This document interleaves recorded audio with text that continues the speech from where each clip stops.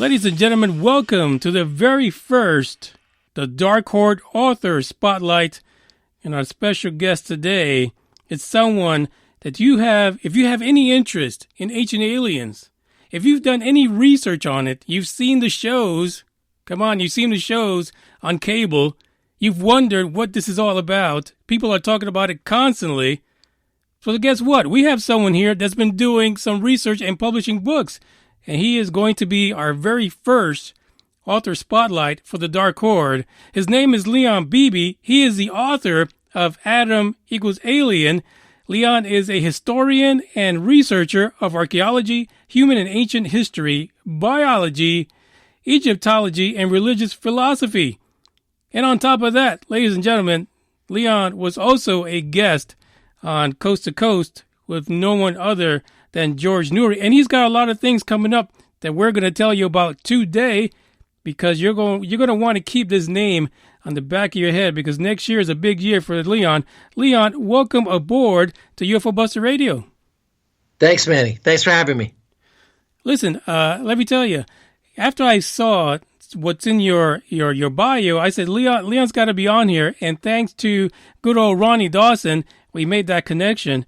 But the first thing that I always do, Leon, is that I make sure that folks get to hear from the individual themselves.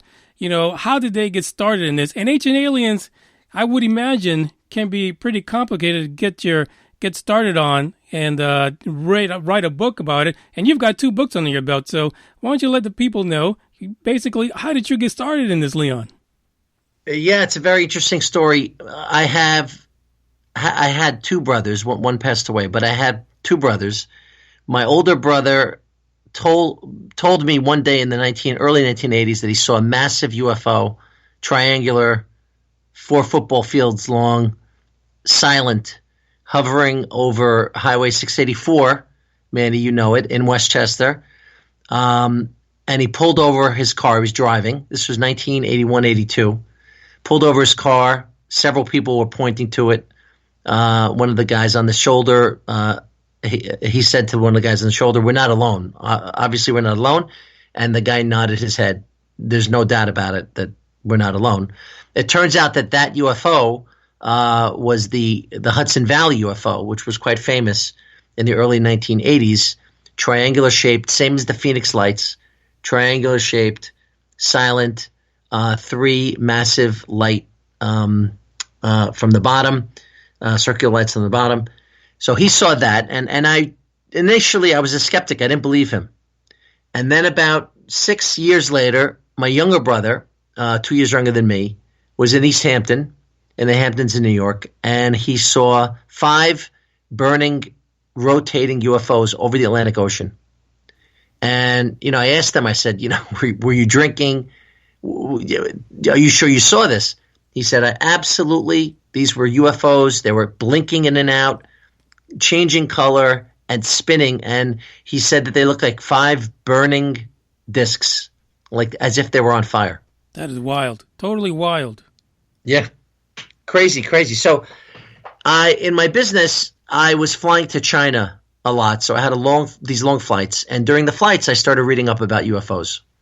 And I started reading with the Roswell UFO in 1947 and up through the late 1990s.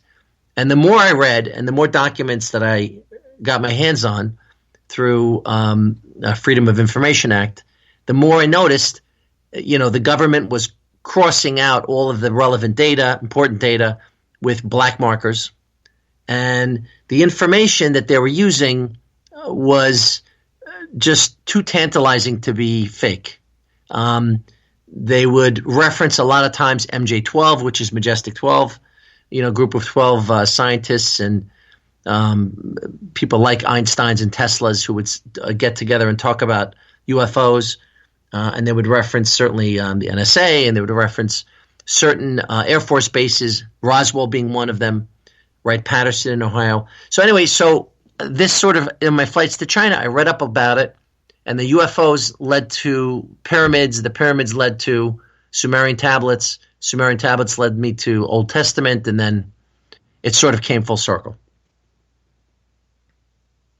So, Leon, right before the episode, right before we got started, I let you know that I recently went down to the Yucatan Peninsula and I visited Chichen Itza. And we've got some stuff that we got to talk about there because you have some information that I think is going to not only blow my socks off, but everyone else is listening. But having that insight, you came across people who had lots of experience, the Hudson Valley UFO and all these other UFOs. But in your research, what drove you to the topic of ancient aliens? The pyramids just fascinated me. I've never been to Giza in Egypt, but I've been to the Yucatan several times. And when I was very young, about 12 or 13 years old, I remember seeing the Chichen Itza in the Yucatan and seeing the pyramid and noticing that the steps were very high, and you probably saw that, Manny, but not too deep. Right. Right? They were about, absolutely, say 18 inches in depth. But they were very high, like, I don't know, 2 feet, 2.5 feet high. So I asked my father, I remember turning around and asking my father, if the ancient, Mexicans, if the ancient people, the humans that lived in the Yucatan were short, right, 4 feet to 5 feet tall, say 5'2" even at a max, how could they walk up these pyramids? They're too high. And they're too thin, narrow. Shouldn't it be shorter height and deeper depth? And my father didn't have an answer. So now I know why. After all my research, 5, 6, 7 years researching this and reading about the Anunnaki, who I believe were our makers, the human makers. The Anunnaki were 8 to 9 feet tall. Big, muscular humans, the same as like a Hercules from mythology, which I believe most of this ancient mythology was real. They had certainly high stride, and big feet. And they didn't need to have a short height and a long depth. So all they needed to do was step one on top of another to get to the top. And the pyramids were used for energy, but we'll get to that in a sec. But that's why these steps were built the way they were. So the Anunnaki themselves have a really kind of like a dark mythology behind them. So that really is interesting to kind of put together that the Mayan people were somehow involved with the Anunnaki. Yep. So, if you ask around, they were not a nice bunch. No. No, the Anunnaki were warlike, very egotistical. They slept with each other's sisters. They're very, they're just very warlike beings. There's proof of nuclear blasts pre-Christ in between 4000 and 1500 BC. There's proof of it in the Middle East, in Africa. That's in the form of vitrification, which is actually proof of like uranium release in these areas. But very, very warlike. But there was one particular Anunnaki named Enki, and he's written about in the Sumerian tablets. There's 10,000 Sumerian tablets, by the way, found in Iraq. And several of these tablets, many of which were written by Enki. Enki was sort of a scientist, a philosopher, and promoted human beings. He actually, in my opinion, created human beings. Enki traveled from the Middle East to South Africa, where he was mining gold, from South Africa to Mexico and Central America, where he was also mining gold. And this same Enki was responsible for, the Aztec and the Mayan cultures. So how do you believe that Enki got around? Because that was a very long time ago. UFOs. They flew around in UFOs, anti-gravity UFOs, some small, some large. They're written about in the Old Testament. Ezekiel was on a UFO. Moses saw a UFO burning bush. There's a lot of depiction of UFO. Even humanoid beings coming out of UFOs are mentioned in Ezekiel in the Old Testament, which I find amazing. So, yeah, they flew around in UFOs from Africa to the Middle East to the Americas, and basically their main mission was to mine gold. They needed gold because their planet, you may have heard the story, their planet Nibiru, which is Planet X, right, which is yes, headed into our solar system. It's got a while to get here, but it does come in elliptically into our solar system. They needed gold because they basically blew out their ozone, and they were getting irradiated from their sun and dying. So they needed gold to blow up into the atmosphere and create sort of a shield to sustain their life. So take me to the point where you're first get that inclination that Leon Bibi is going to be an author, and this is what I'm going to write about. Because I can tell you honestly, when I was down there visiting the Mayan lands and going to Chichen Itza, the first thing I thought about was running my own excursion. I didn't even think about writing a book. But what is it that drove you, Leon, to say, this is what I'm going to write about? This is where my passion is. This is where my research is going to be for the next 5 or so years. The funny thing is I just always thought about the pyramids, and I always thought about UFOs and the government and even religion, right? And just thinking about people's interests and why people do things the way they do. And I always thought that a lot of what we've learned through evolution, let's say, why is there a missing link? You know, why did Darwin have a missing link? Why has there been no fossil evidence of an exact evolution from a primate to a human? There still isn't any what's called transmutational fossils that prove that we're a direct descendant from primates. Something happened. And I was a bio major in high school, and I always said to myself, you know, what's the why do we have a missing link? If we've, you know, been to the moon and we've got probes on Mars, I don't get it. I mean, you'd think by now with Lucy and with all of these other, fossils that are being found, there's got to be some link between, you know, Neanderthal to Cro-Magnon, Cro-Magnon to Homo sapien. And really, that is the basis of proof. It's the fossils. That's the main thing. So what drove me is sort of a burning desire to find out, where am I from? You know, how am I Leon Bibi? You know, where did I really come from? Do I come from an ape? Exactly. You know, and how can we be so developed and intelligent and, you know, developing lasers and spaceships and all of these things? It couldn't have been.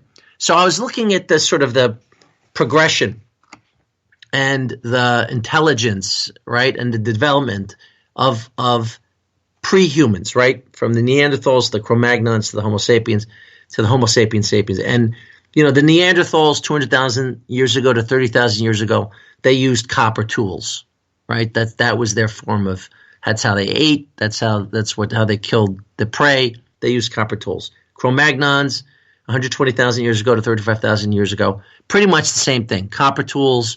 They came up with bows and arrows, and the arrows got sharper, and they were able to, you know, kill more prey more easily. All of a sudden, something happened between Cro-Magnon and Homo sapien, where the brain developed too quickly to have been just evolution. So if it was just natural selection and natural evolution, we wouldn't be as smart as we are. Our brains today are 1,400 cc's. The brains of Neanderthals and Cro-Magnons were 950 cc's. And the development of their brains through over 1 million years was about 15%. So it took 1 million years for a brain to develop 15%. All of a sudden, about 200,000 years ago, the brain started developing rapidly. And between 200,000 years ago and 35,000 years ago, brains increased 55%. So in 200,000 years, 55% increase. So something happened, obviously. And then I started reading books about Francis Crick, who cracked the DNA code, 1950. And he even admitted in his books that there was some sort of intervention. Something happened. And he initially thought the intervention was what he called panspermia, where there were microbes that came from meteorites and they landed on Earth, and those microbes helped speed up, these extraterrestrial microbes helped speed up regular evolution. He didn't specifically say an extraterrestrial came in, and snipped out one of our chromosomes and replaced it with theirs. He didn't say that. But he did say that there was an intervention. And so reading more and more about evolution and biology and all of these things, my third book, Manny, I know we were going to talk about that, but my third book that's coming out in 2020 is called Blood Origins. So it's the Adams series, a trilogy, and the third book's called Blood Origins. In Blood Origins, I talk specifically about 223 genes, not all of them, but many of them, that have no predecessors, that come from nowhere, that didn't come from primates, didn't come from fish, didn't come from reptiles. They're not from Earth. So 223 genes, where did these genes come from? And this to me is the smoking gun. This to me is the missing link. This is something that scientists really should set out to prove and ascertain, where did this come from? And it's funny because I point in my third book to two of these genes in particular, FOXP2 and MYH16. FOXP2 gene is responsible for speech. And you know, and your readers and your listeners know that primates can't speak. They don't have the vocal cords and they don't have the gene to be able to speak. Mm-hmm. Well, True. Obviously we're talking now, we do. And this gene, FOXP2, came from 200,000 years ago, all of a sudden. And there's another gene, MYH16, which is responsible for cranial development. So our brains, the size of our skulls, enlarged. The jaws went from like oversized to small, and our brains got bigger to fill that skull. And so these two genes, again, 200,000 years ago. So something happened. So there was some intervention, and I had to try to figure out what that was. And, not to jump exactly to the codes that I talk about in my book, Adam Decoded, which is pretty much written in some chapters in code because I want the reader to decode evolution. But not to give away exactly what it is, but the codes, part of the codes, came from the Sumerian tablets. And these tablets came from Iraq in the 1890s to 1909. And these several of these tablets, 2,000 or 3,000, have already been translated and reproduced in English. And I read several of these tablets, and it's unbelievable. The information is, you having just gone to Chichen Itza, seeing the pyramids, seeing the grandiose, the larger than life, pyramids. Yeah, they're amazing. You would love to. Amazing. Amazing, right? I mean, there's no way that these pyramids, some of the data about the pyramids that I learned, the shape of pi.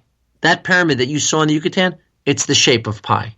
3.1465, whatever that number is. Exactly. So how could that be, and why would that be? If it was built by humans for ceremonial purposes, why would they build a pyramid to the shape of pi? Why would they build it to the exact measurements of the compass, north, east, southwest? Why would it point exactly to the points of the compass? Yeah, there is no doubt that these guys were extremely advanced. They knew about the sky. They knew about astronomy. They got this information from somewhere. The question is where. Right. The question is where, and I think it's from the Anunnaki. Because the more I read about Nibiru, it's 500,000 years ahead of us. So their development started 500,000 years prior to us. So imagine we went to another planet. Imagine we blew out our ozone and we flew to, say, I don't know, Venus, and there was unicellular development when we got there, or even apes when we got there. It would be the same thing. It was as if we were 500,000 years ahead of the people on Venus, and we were able to, say, take any raw materials, titanium, whatever it had from it, and we said, okay, we need some help, so we're going to develop humanoids. It's the same concept. So let's. So do you ever come across folks that might read your book and might ask you questions as far as, Leon, I'm a Christian. Leon, I'm a Catholic. I'm a Baptist. I can't really believe in what you're saying. Do you ever come across that? All the time. When I'm at, it's funny because a lot of times it comes up on planes, or it comes up in restaurants, or it comes up on radio shows. I get asked all the time, and really, my quick answer to it is that first of all, what I'm speaking of is pre-religion. It's way pre-religion. It comes at 5, 6, 7,000 BC. So Christianity really didn't develop until about 200 AD, right? This is 3,000-4,000 BC. So it's prior to Judaism, prior to Christianity, prior to Muslim. It's prior to all of this. So it doesn't really. Now, what effect does religion have on it? My thinking is that religion sort of is a fraternity, if you will. It's the fraternity that you choose to be in, or were born into. Right. Originally it was Jewish, then it was Christian, and then Islam, and that's how. But it doesn't affect science, because the Sumerians were before all of this, and if it weren't for the Sumerian tablets, which talk about the flood, which talk about a character like Ezekiel, which talk about all of the characters that are pretty much discussed in the Bible, Moses. It set the stage for Judaism, Christianity, and all the religions. So it's pretty much the origin of religion. So I'm looking at your book titles, and so you mentioned that the first book was Adam Decoded: A Brief History of Man's True Origins. Mm-hmm.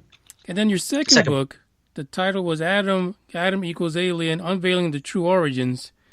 How do you make that leap from first talking about, and I assume that when you're talking about the code, there's a lot of genetics in that. Is that correct?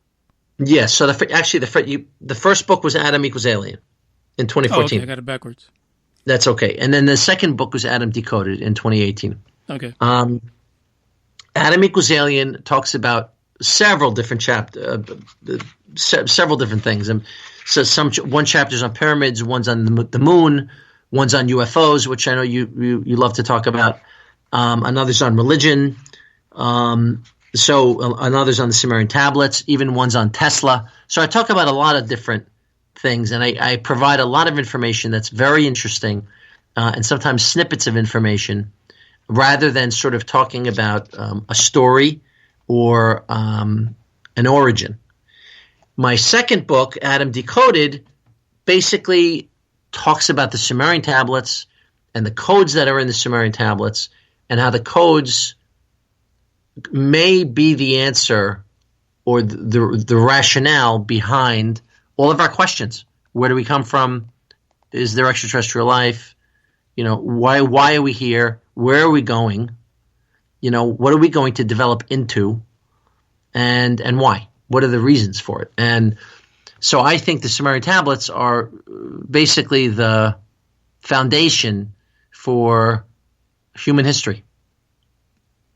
So now that's fascinating. So without taking too much of a, I guess, should I say, a religious spin, so you have two books dealing with Adam, and I'm assuming you're talking about Adam and Eve, right? You're talking about that Adam. Yes.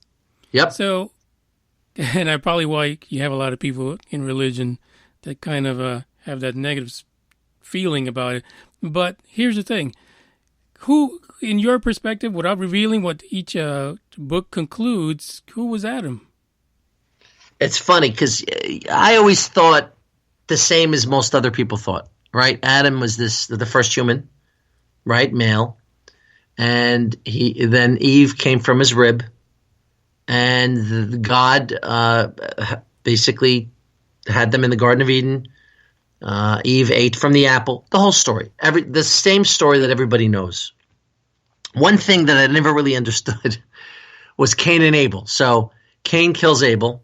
Abel is dead, right? And God banishes Cain from the Garden of Eden. And Cain goes off to, it's called the land of Nod, right, in the Bible? Mm-hmm. In the next chapter, I don't know what chapter it was, in the Old Testament and New Testament, it says Cain flourished in the land of Nod.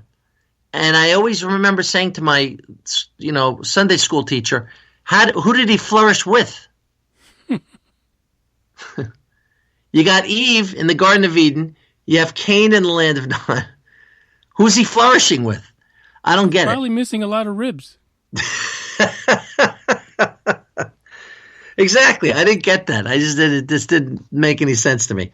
So, then I started researching more and more. And then when I started reading about the Sumerian tablets and the Anunnaki, which were called the Anakim in the Bible, it's listed 60 times in the Old Testament and I think 40 in the New Testament. But it's listed, the Anakim are the Anunnaki, right? Nephilim is also listed. The Nephilim are the children of Anunnaki and humans. Remember in the Bible it says, and the angels came down and found the females attractive. Right. And fallen angels, yes. Fallen angels, and mated with them. Well, the fallen angels were Anunnaki.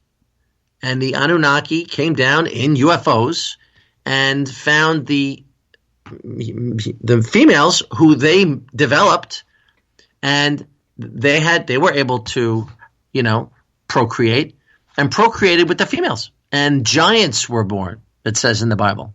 Then there were giants, the Goliaths of the world. And these giants were basically half, quote unquote, small g gods and half humans. And it's one thing important, you mentioned religion a couple times, and I know a lot of your listeners are religious, then I take nothing away from it. And I'm also religious.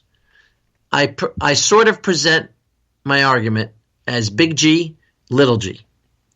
Big G is God, the God that everyone knows, the ethereal God that created the universe. The little g's, however, that were discussed in the Bible were not the big G. The little g's were humans, Anunnaki, that lived on this earth and created us. And they mated with their own development, females. And that's why giants were born, because Anunnaki were gigantic. So here's a question for you, because I've had folks that have been on the show who talk about the Nephilim, and they believe that a lot of the UFOs and abductions and things that people report right now, it's not really alien, but more a type of deception that is being played on humans by the Nephilim. Do you believe that in any way? No. I believe the Nephilim, no. I don't believe any Anunnaki are here at all. From what it says in the Sumerian tablets, the Anunnaki left 200 BC. They got what they needed.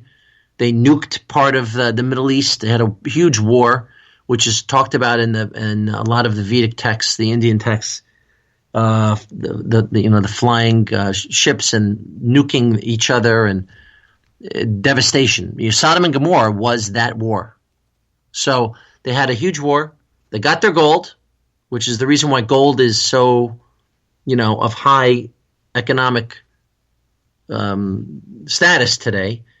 Gold is of high economic status because it was the main resource that they wanted and needed.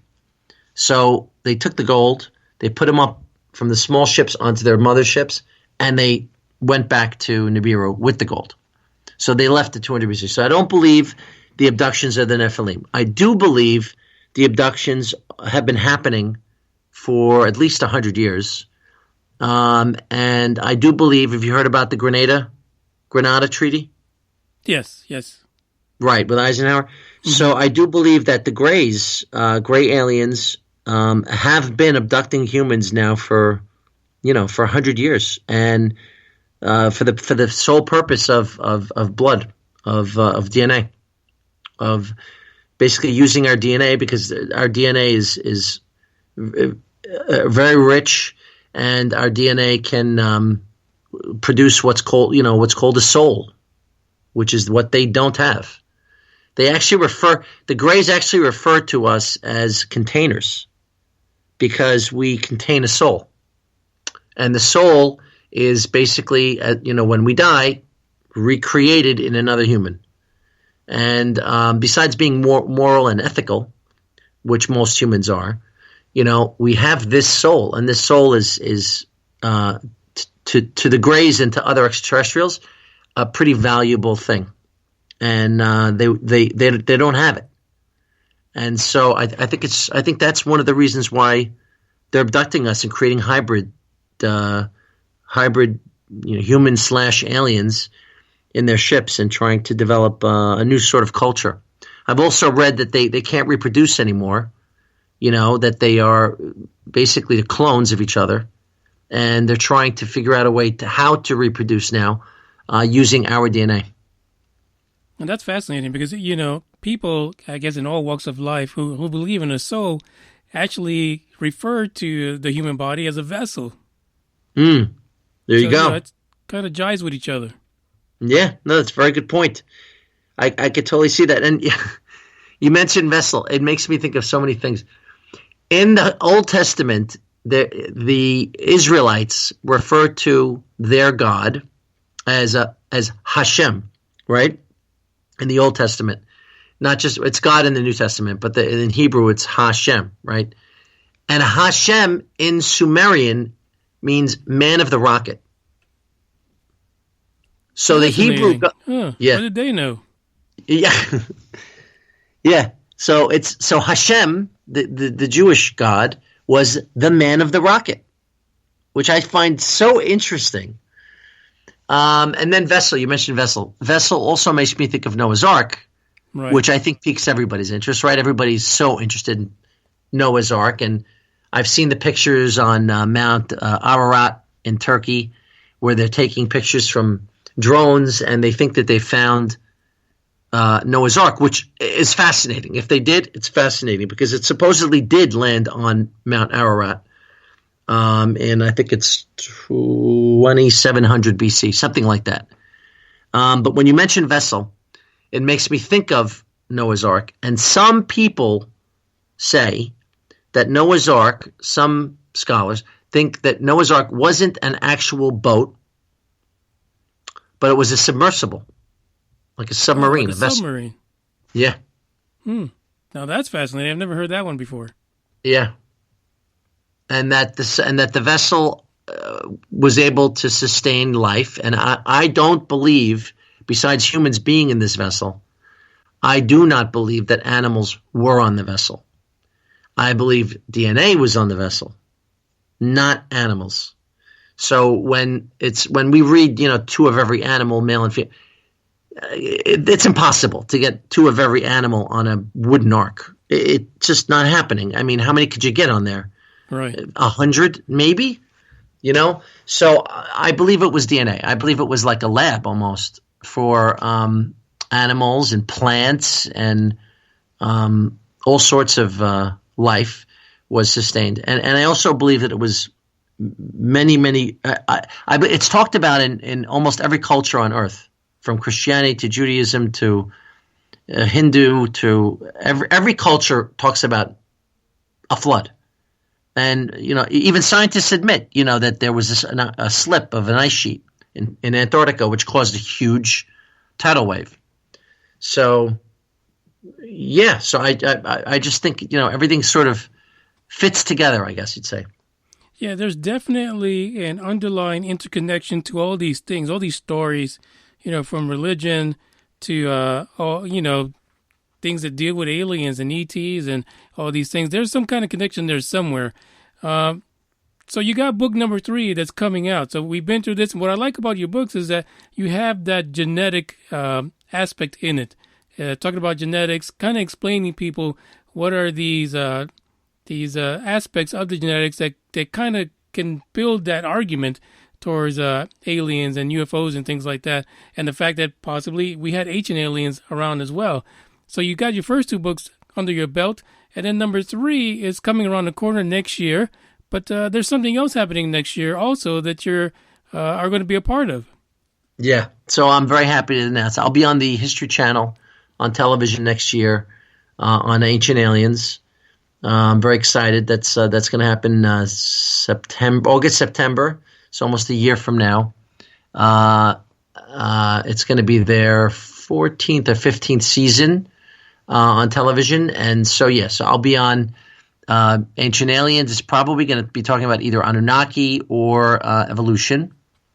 And I'm going to be talking. It coincides with my 3rd book, which is going to be called Blood Origins, and the Adam series. So Adam, Blood Origins, and I'm going to basically be talking about these 223 genes, or several of these 223 genes that I just mentioned. I'm going to be talking about how I think the Anunnaki snipped our chromosomes between chromosomes 22 and 23. Humans have 44 chromosomes, primates have 46. And if you look at the chromosomes and you look at the diameter between the DNA strands, and you know how DNA looks like a ladder, right, the double helix. Spiral ladder. A helix, there you go. So that the diameter of part of the helix is irregular. It's not smooth and thick, almost like a electrical wire. It's not that same circumference. So something happened between 22 and 23. And if you even read Francis Crick in the 1950s, he admits that something happened. There's a tweak, he calls it, between 22 and 23. And so in my book, Blood Origins, I get into this tweak. Why is there a tweak? Was the tweak natural evolution, or did something happen? And what's in the tweak? And, to me, Manny, you could think about UFOs and aliens and all of these things, and you could hypothesize pretty much anything you want. You could say there's 6 billion aliens. You could say the pyramids were man-made. You could say anything you want to say. But if there's scientific proof that our genes have been manipulated 200,000 years ago by a humanoid race, and that was the reason why our brains developed the way they did, and that was the reason why we have speech, and that's the reason why we're so intelligent, quite frankly, then there's no more discussion. Like, there has to be extraterrestrial life, right? There's got to be a reason to the pyramids, the fact that there's 10,000 pyramids on the earth, 10,000 pyramids. Many of these pyramids, most all of them, are shaped, triangular. They all exist on a earth grid, the same grid. That same Chichen Itza pyramid is on the same parallel as Giza. Exactly the same. How did they do this? Leon? It's crazy. It's too impossible to be true. And then if you run that same parallel from Giza to Chichen Itza, it goes through China. And there's a huge pyramid in China, right? And the Middle East. So it runs across the earth. So now how can that be? It's impossible that it was, the Egyptians with Hebrews, Jewish slaves, putting 2-ton stone on top of another and it being in the shape of pie. It's just impossible. And, and then I thought about the fact that in the pyramids, there's no burial in the pyramids. The Egyptologists will say that there's, it was tombs for pharaohs. That is not true. There's no tombs in these pyramids, none at all. The tombs are under the ground. That's where the ancient Egyptians put their pharaohs, underground, not in pyramids. So pyramids obviously had a different purpose. They weren't for burial. So, if you take some information that two guys, if you want to talk about, do you want to talk about pyramids now? Sure, absolutely. But let me just ask you a question. So do you think that the issue between the 22nd and 23rd, you think it could be an intentional mutation? Absolutely. Absolutely. I think it was an absolute intentional mutation by the Anunnaki. On page, if you buy my first book, okay, Adam Equals Alien, and you turn to page 68 and 69, I have pictures of chromosomes, human chromosomes and chimp chromosomes. And if you put them side by side, which I did on page 69, you will notice that halfway down, they're exactly the same. Halfway down, between two chromosomes, 22 and 23, something happened. The circumference of the DNA is not the same. It looks almost like a wire, a copper wire, was put in between two rubber electrical cables, and the copper wire is entwined, thinner, and it's in the shape of sort of a T, well, half of a T. And so you'll notice that the human and chimp mirror each other up until this point, and then at this point, there's two new strands running across the DNA, and these two new strands only show up on the human DNA, not the chimps. And where did they come from?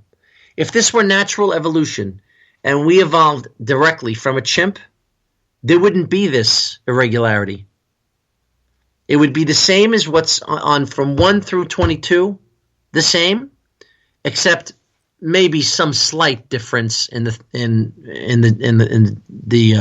chromosome, but not an irregularity like this. So something, you know how we have test tube babies today? Right. Right. You take the sperm from one male and the eggs from a female who can't have children, and it's done in a lab. Mm-hmm. And right. So, and they basically do the same thing. They take the DNA and they intertwine them. So these two photos that I have on 68 and 69 show this entanglement, let's call it,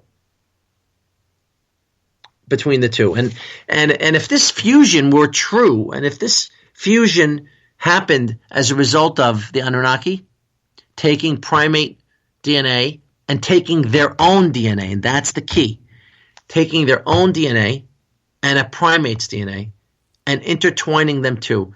Doesn't it make sense? Doesn't it make sense that we are now landing people on the moon in 2,000, 3,000 years? From building stone houses and using copper tools to laser beams and microchips and landing people on the moon. To me, there's no other way. Yes, we could evolve. No question about it. But we're not landing people on the moon in 2,000 years. No way. It's too fast. Do you think scientists in general are just purposely ignoring this or not talking about it? Yes. I believe that they know. Egyptologists know. Scientists know. And they don't want us to know. That's what I believe. I'm a big conspiracy theorist. It's a big dark secret. By the way, if anyone's interested in obtaining these books, Leon's first two books, the link is in the description right now to Amazon where you can obtain the books. And we will be having it posted on UFOBusterRadio.com, also through Twitter and the Facebook pages. But Leon, we got about 15 minutes, but I want to give you some time to blow everybody's socks off when it comes to these pyramids, because you say you've got some crazy info you want to share. So, I mean, there's some information about the pyramids that I find to be amazing. Let's talk about Giza for a second. Mm-hmm. So Have you been to Egypt? No, not yet. Okay. Eventually, it sounds like it. I will be. Yeah. It So sounds like you're going to make me go there, by the way, Leon. Yeah, the flight's only $1,200. You know, it's not too, why not? Let's do it. why not? The food's amazing. Come on, you falafel. The Great Pyramid of Giza is 481 feet high, right? It's made with in excess of 2.5 million stone blocks. Those stone blocks that you see, there's 2.5 million of them. Each stone weighs up to approximately 5,200 pounds.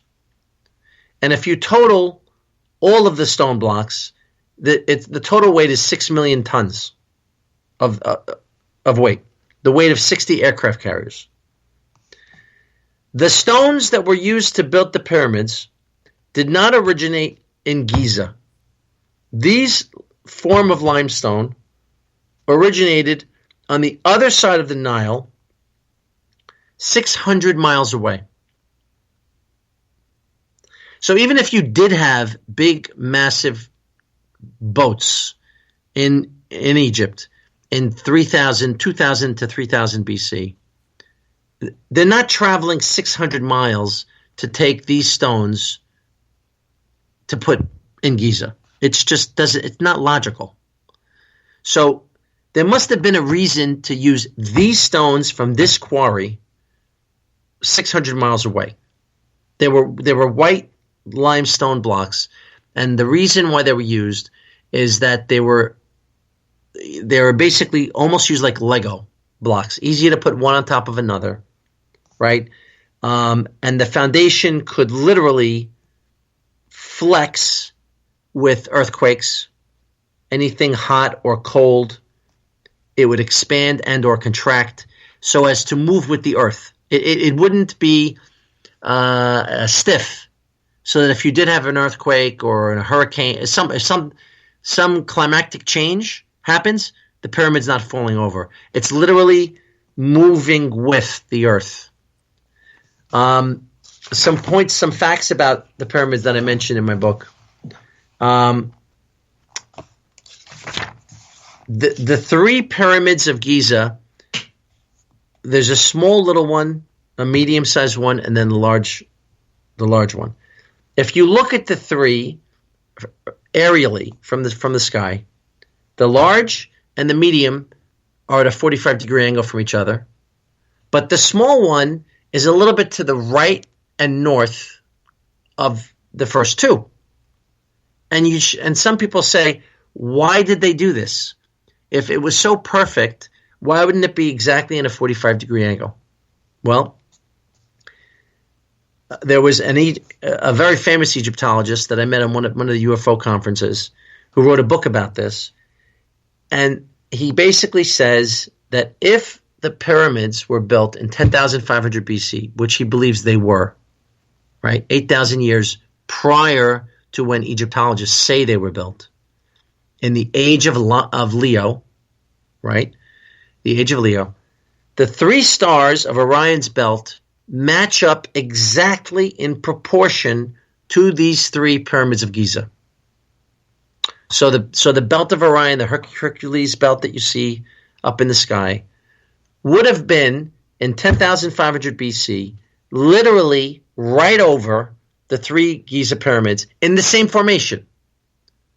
So that I think the makers of the pyramids, right, the Anunnaki, who were originally from Orion and Sirius, right, were basically showing the humans, that's where you're from.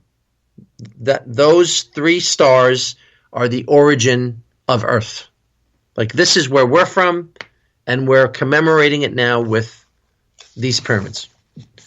So that's fascinating too, because when I was down there in the Yucatan, I believe that the tour guide even told us, even with those pyramids, especially Chichen Itza, that the limestone that was used to create it didn't come from that area. It came from hundreds of miles away. Right. Same thing. They use this particular limestone to create the pyramids, and also the limestone worked with granite very well. Granite, is carries electricity because it's got quartz in it. So limestone was sort of the foundation, and the granite was the circuit, right?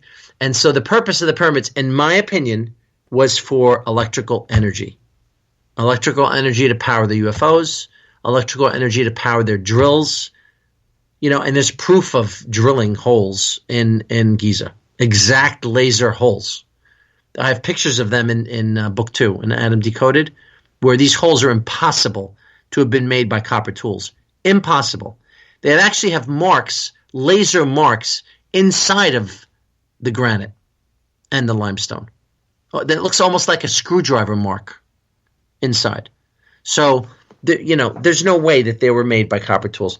And so I think that the pyramids, and the fact that they're on the Earth grid, the Earth since it has an iron core, the Earth does have electrical properties all along it. And the Anunnaki knew how to tap into these electrical properties. And these electrical properties, the reason why the pyramids are on the grid is so that they could they could emit the energy from the Earth up and out. That's just amazing. I mean, it kind of baffles the mind that these things happened such a long time ago, and here we are today, 2019, and we still have no answers. It's incredible. And I just wanted to mention there's 2 very famous engineers who spent years in the Giza pyramid. And I talk about this in Adam Decoded, a full chapter about it.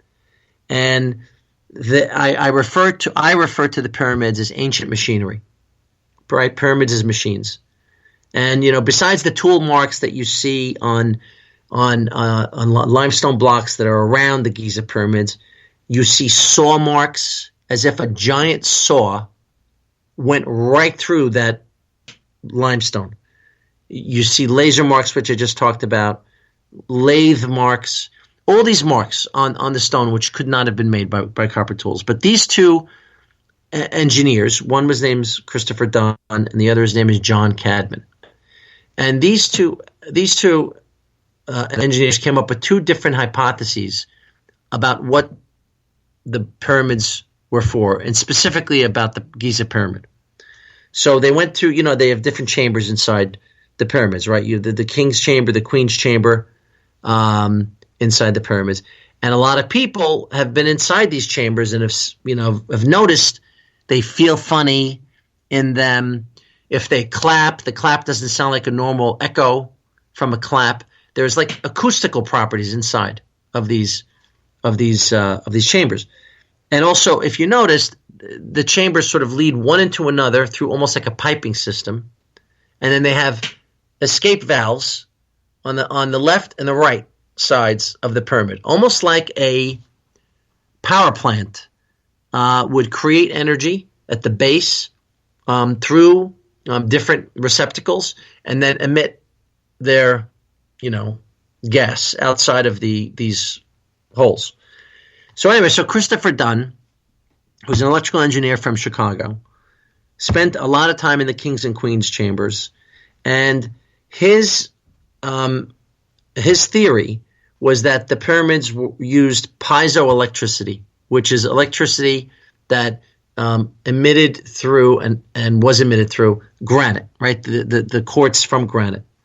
He found hydrochloric remnants of hydrochloric acid and gypsum inside of these chambers. So why would there be hydrochloric acid and gypsum in these chambers? Well, he said that these things, hydrochloric acid and gypsum, were a result of hydrogen fuel being created inside of these chambers. And this hydrogen fuel, which I'm sure you've heard, the UFOs that hover over water, shooting beams down, bringing up the water right through the beams. Oh, absolutely. We even had that Tic Tac incident, the darn thing going into the water. Oh, yeah? Yeah. So, yeah, there's always a lot of stories about them. A lot of people say that they're here to take our water and the elements in it. Right. So hydrogen, they use, and scientists now today know how to use hydrogen as fuel. So Dunn's thesis was that this, that through piezoelectricity, they were able to create hydrogen as a fuel. That was his thesis. The next guy, John Cadman, was more into like a water pump thesis. He spent a lot of time in the pit, which is the bottom of the pyramids, and his idea was that the pyramids were a water pump catalyst that created remnants of salt, iron, and eventually gold. And so his idea was that it was more of a water pump, almost like a Niagara Falls water pump, creating energy through the energy of water, versus hydrogen fuel. And so I just found it just so fascinating that the pyramids weren't looked at the way that Egyptologists say we should look at the pyramids. The pyramids were looked at as sources of energy. Right, and that's amazing. And really, when you think about it, what they would be powering would be alien technology, right? That's right. That's right. Even the alien technology, say it's anti-gravity, hydro, electro, magneto energy, even they need localized energy. Did you ever hear about the Baghdad Battery? No, I've never heard of that. So in my first book, I talk about 13 different interesting sort of miracles or devices that have been found on Earth that can't be, just sort of they show up, but they can't sort of be. And one of them was the Baghdad Battery, and the Baghdad Battery was a cylinder that had copper coils on the inside of the cylinder, and it had certain chemicals inside of it, and they were dated to 800 BC. And if you pour grapefruit juice inside of this container, it acted like a Duracell battery. It created sustained energy like a battery. And I talk about this in my book. It's called the Baghdad Battery. It was found in Baghdad. It's dated to 800 BC, and they literally were like localized batteries. That's amazing, and we never really hear about these things. That's the first time I ever hear about it. Yeah. That's just something that's amazing. A couple other things. I know we have some time, but I mean, yeah, Baghdad Battery. I'm just looking at a picture of it right now. It's not high. It's 13.5 centimeters in height. Had an iron head, asphalt seal. The base was clay. It was made out of clay, and the inside was an electrolyte chamber with an internal copper cylinder. And after pouring grapefruit juice inside of this device, it created energy that you could take around, portable energy, like a battery. That is just crazy. Leon, It sounds like you've got so much research in these books. I mean, people need to go out, go to Amazon, get the book, really read all this research that you've done and you put into these texts, because it sounds like they're going to need it for the third installment. Yeah, I hope so. Listen, I think, my whole thing, Manny, is that I'm doing this because I love it. I'm doing this because I think it's fascinating. I really look at our origins, human origins, pre-religion, and say there's got to be more to it. There's got to be more to it.